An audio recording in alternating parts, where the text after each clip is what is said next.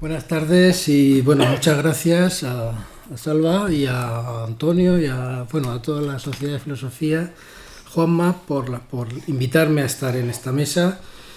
Efectivamente estoy muy contento además porque se haya recuperado la Semana de Filosofía de la Sociedad de Filosofía, porque efectivamente en el año 95 un grupo de profesores de secundaria y de universidad creamos la Sociedad de Filosofía, también con alguna pelea por alguna ley, porque siempre estábamos con alguna reforma educativa en aquella época, y a mí me correspondió presidir los 4 primeros años, y fue en ese momento cuando pusimos en marcha la Semana de Filosofía en el año 97, o sea que han pasado 22 años.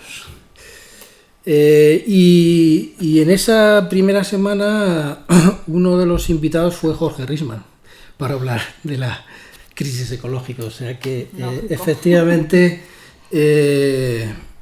hemos desaprovechado mucho tiempo. Uno de los grandes problemas que tenemos hoy es que las alertas estaban encendidas desde hace muchos años. El informe del Club de Roma era el del año 72, en fin, los primeros estudios sobre el cambio climático de los años 80, es decir, se ha perdido muchísimo tiempo y por tanto los problemas ahora son muchísimo más graves, ¿no?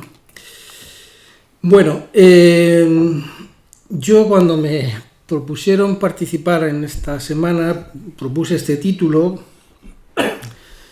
porque, aunque entiendo que en lo que se llama el antropoceno, en mi opinión, digamos, aunque se puede remontar uno a la agricultura, a la revolución industrial, pero digamos, la mayor parte de los geólogos fechan en el año 1950, que es el año en el que quedan en la Tierra los primeros residuos radioactivos persistentes de las pruebas atómicas, como la fecha más próxima, ¿no?, de unas alteraciones de la corteza terrestre que van a durar miles de años, ¿no?, y que son evidentemente causadas por los humanos.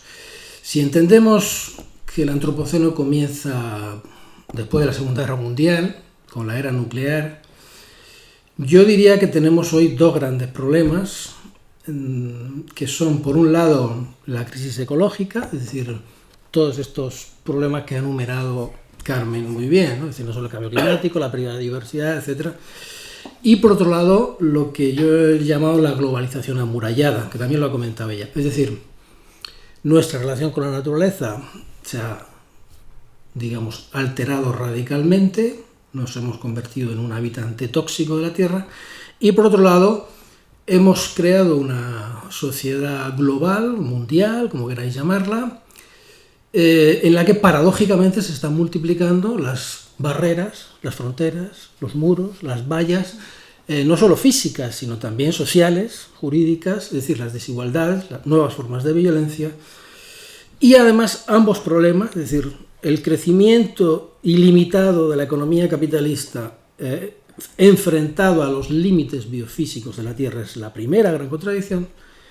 La creación de una sociedad global cada vez más interdependiente, cada vez más interconectada, en la que se multiplican las jerarquías, las barreras, las desigualdades, son los dos grandes problemas de nuestro tiempo, pero además están relacionados entre sí y se retroalimentan. Por ejemplo, una noticia que salía hace un par de días: los 28 millones de migrantes que se han sumado, ¿no?, a los cientos de migrantes del mundo el año pasado.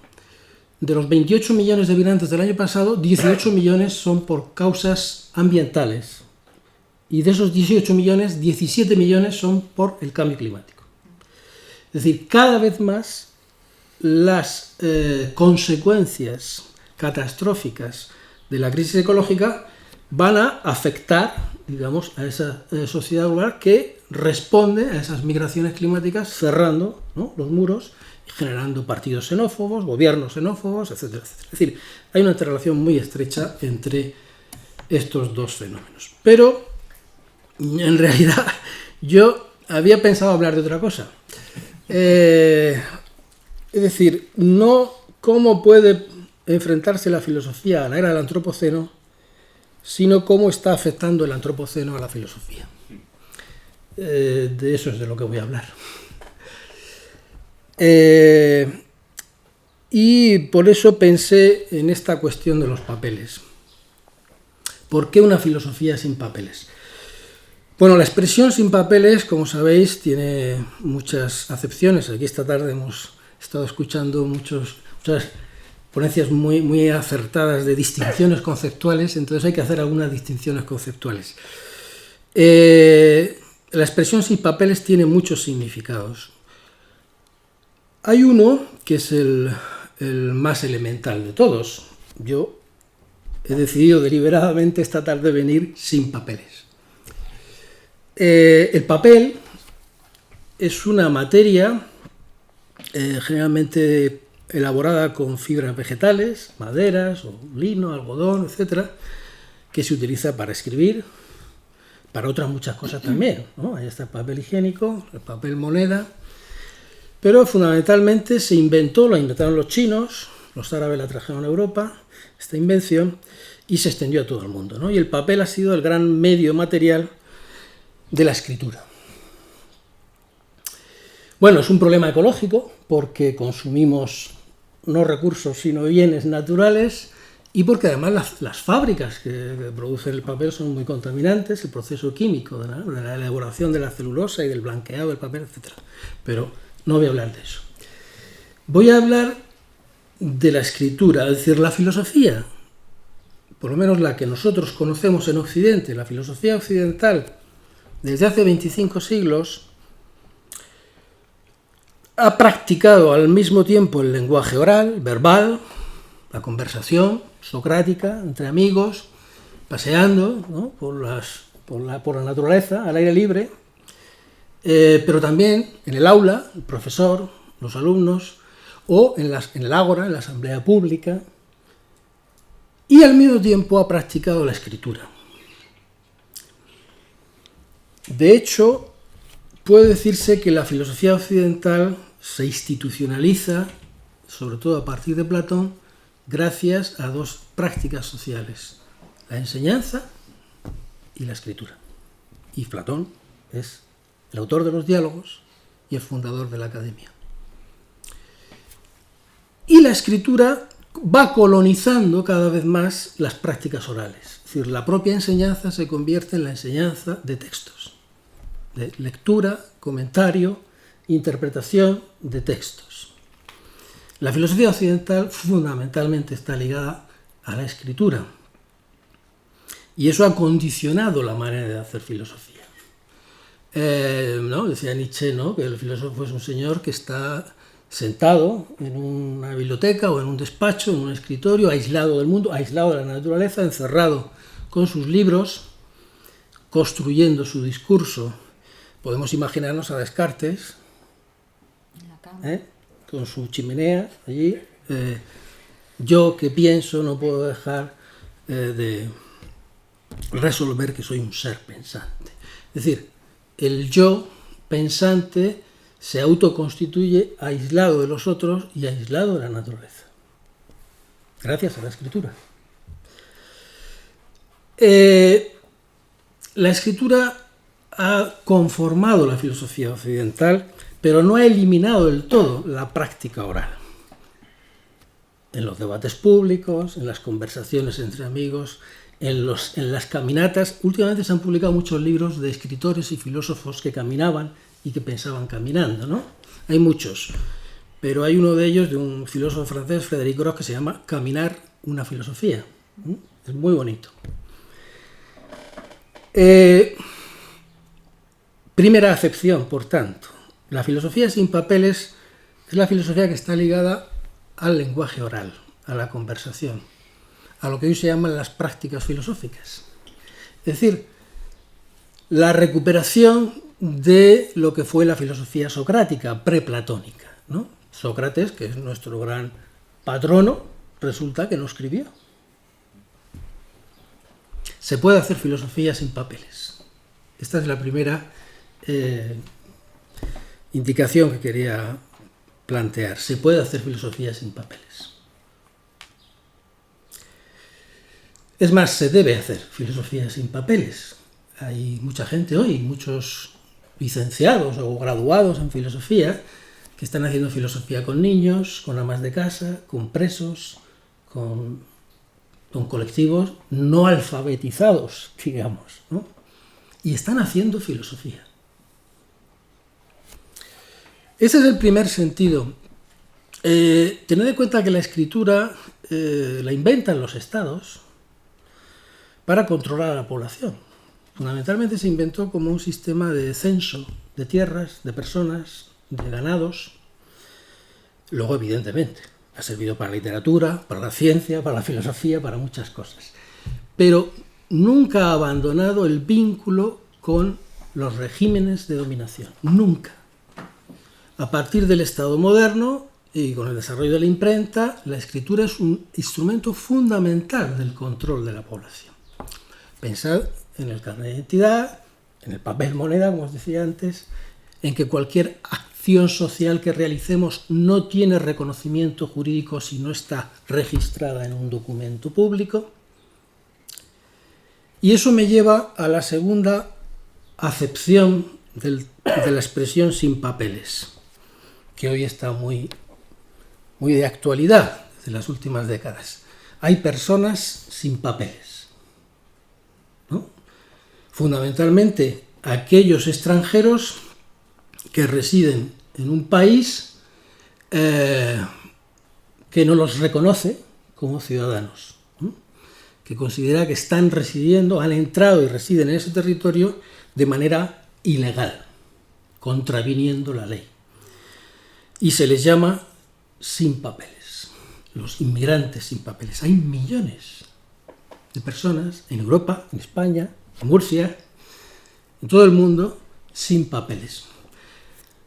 Lo que está ocurriendo es muy curioso, porque desde que empezó el Antropoceno tenemos una Declaración Universal de Derechos Humanos, un papel, que dice que todos los seres humanos nacemos libres e iguales independientemente de nuestro sexo, lugar de nacimiento, creencias, ¿no?, color de la piel, etc. Es decir, que los derechos humanos tienen una vigencia universal. Sin embargo, cuando hablamos de inmigrantes sin papeles, lo que estamos diciendo es que un ser humano no tiene derechos por el mero hecho de ser una criatura viviente. Tiene derechos desde el momento en que está investido por papeles. Pasaporte, carnet de identidad, tarjeta de residencia, ¿no? Son los papeles los que lo convierten en sujeto de derechos. Sin papeles no eres nadie. Eres un desecho humano. Puedes ser abandonado, morir en el mar, en el desierto, sufrir encierro en los CIES. No eres nadie. No perteneces a la comunidad humana, al nosotros humano. Esto está ocurriendo, pero es que esto no lo dice Vox, cuidado. Esto es política oficial de la Unión Europea. Y por supuesto de Estados Unidos. Política oficial de las democracias occidentales.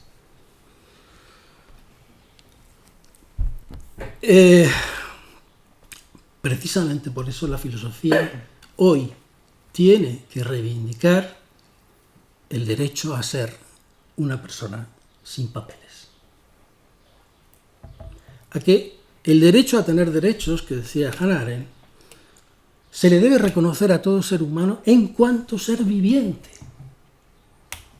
independientemente de los papeles o los no papeles que tenga. Esta es una cuestión fundamental para la filosofía contemporánea. Bueno, y hay una tercera acepción de los papeles, o del estar sin papeles, que es cuando decimos que una persona ha perdido los papeles, ¿no? En el sentido de que está desconcertado, desnortado, descentrado, que ha perdido su lugar en el mundo. Y me voy a centrar en este tercer significado para referirme a la filosofía, a la situación de la filosofía en la era del Antropoceno. Creo que la filosofía en la era del Antropoceno ha perdido los papeles. En este tercer sentido, ha perdido su lugar en el campo de los saberes y, por tanto, en la sociedad. Estoy seco.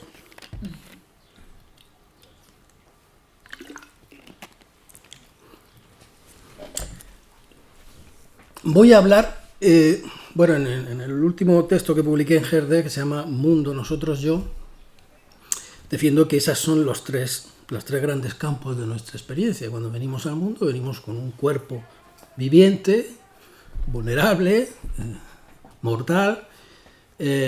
Venimos a una comunidad que nos engendra, que nos acoge, en la que convivimos, y formamos parte de un mundo, ¿no?, que compartimos con el resto de los seres vivientes.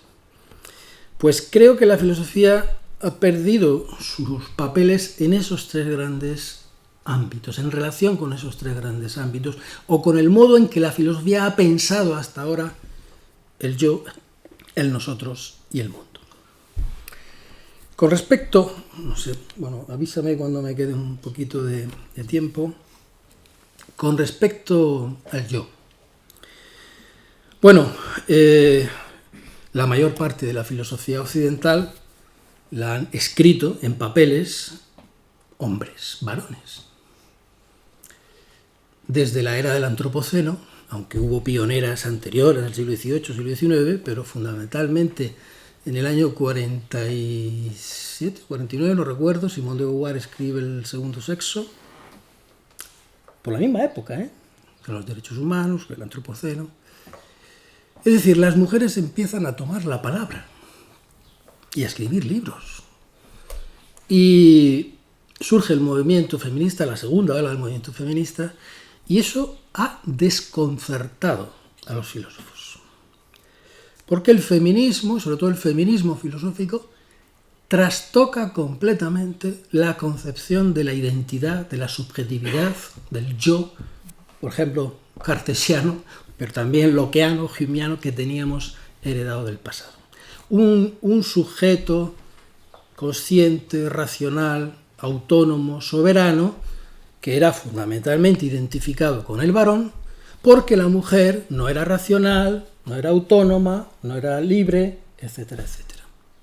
Claro, desde el momento en que las mujeres filósofas han comenzado a desmontar esa tradición, se ha producido un gran desconcierto en el pensamiento filosófico.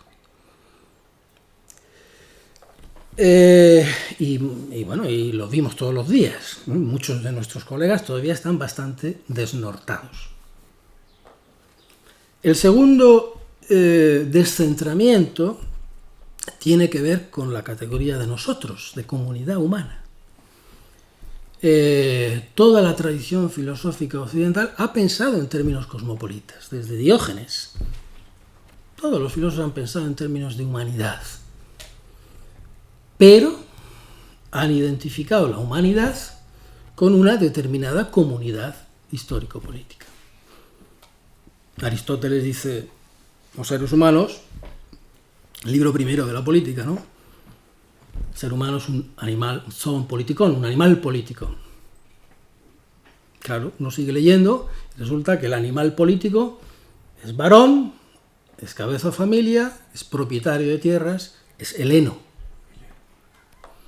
Las mujeres, los esclavos, los metecos, los bárbaros, no son del todo humanos.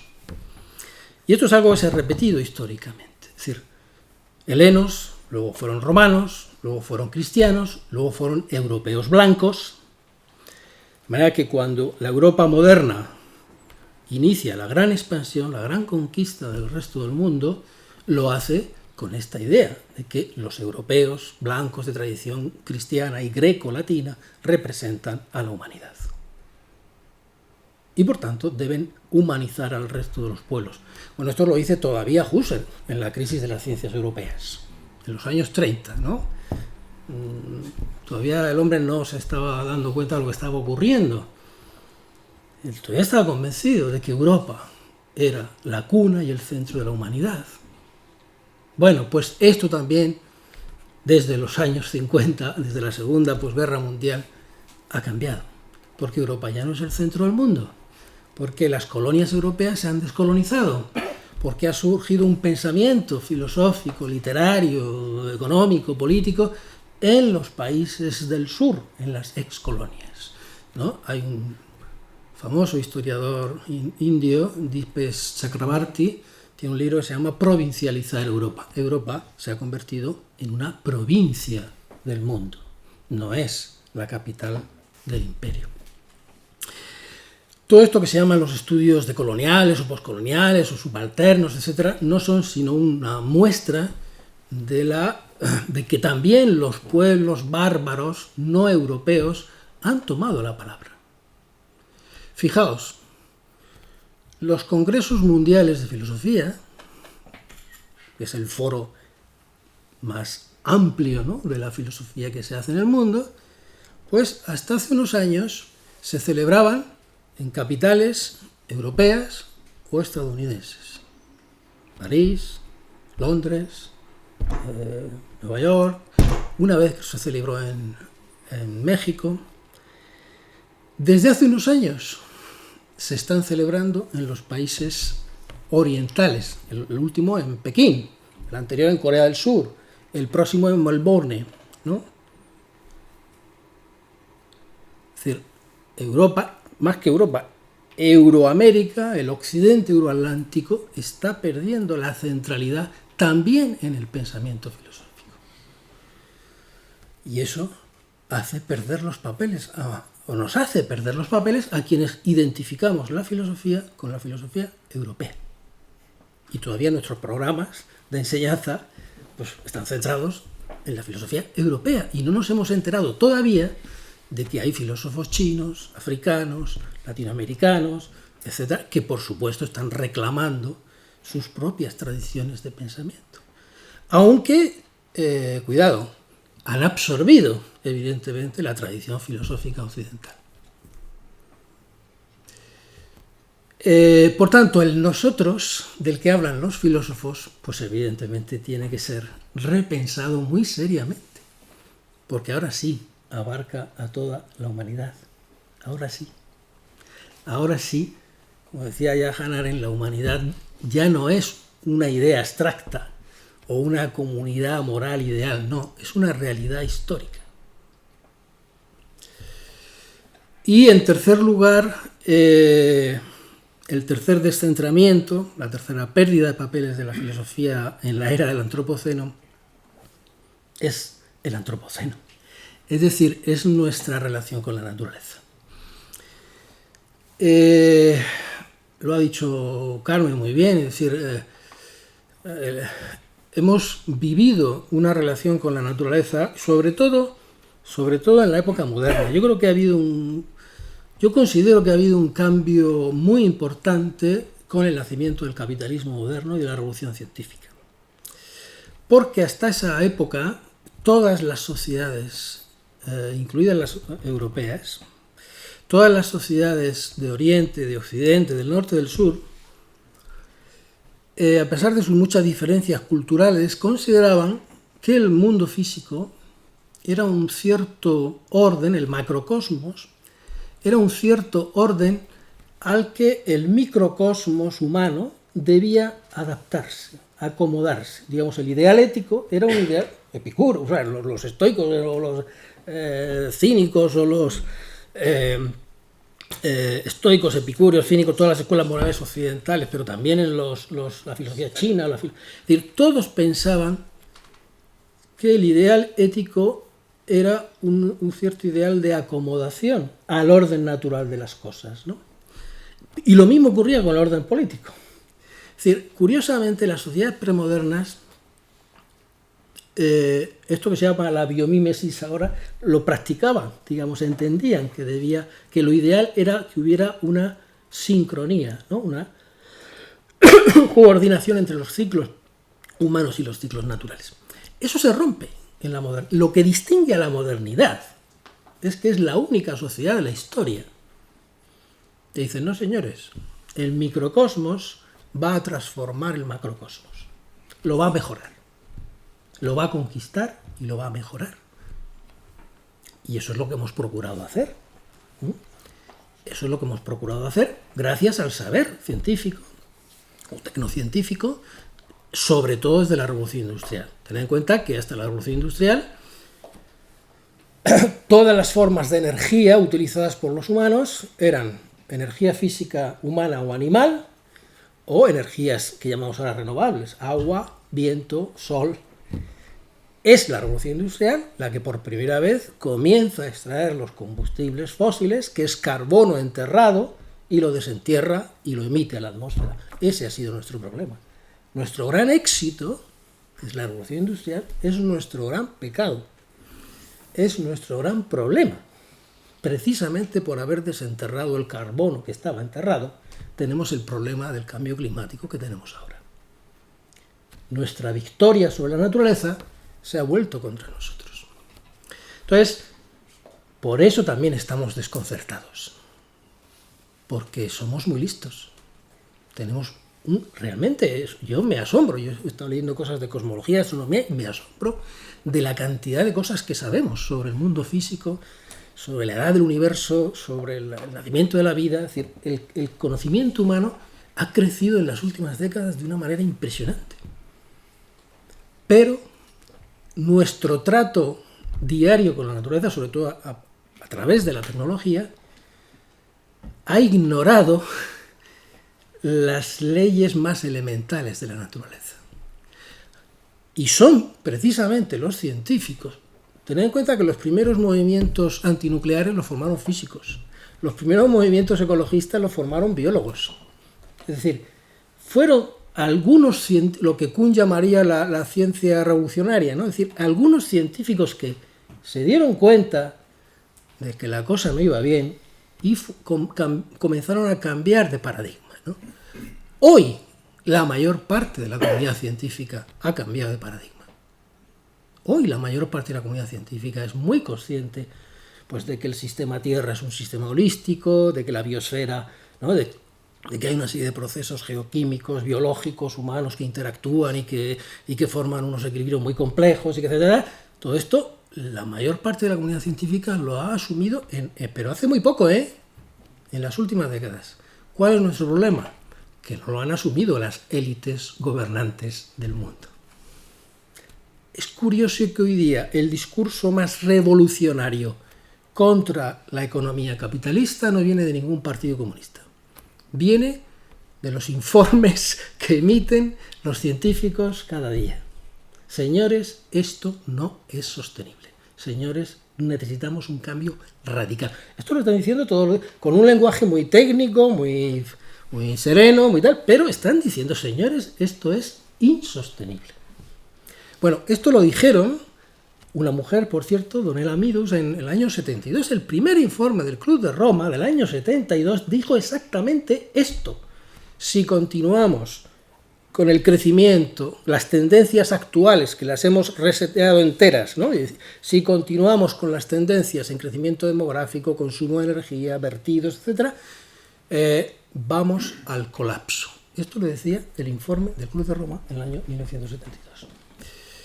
Y los mismos autores han ido revisando el informe periódicamente y vamos, es que aquellas previsiones se han ido confirmando y agravando.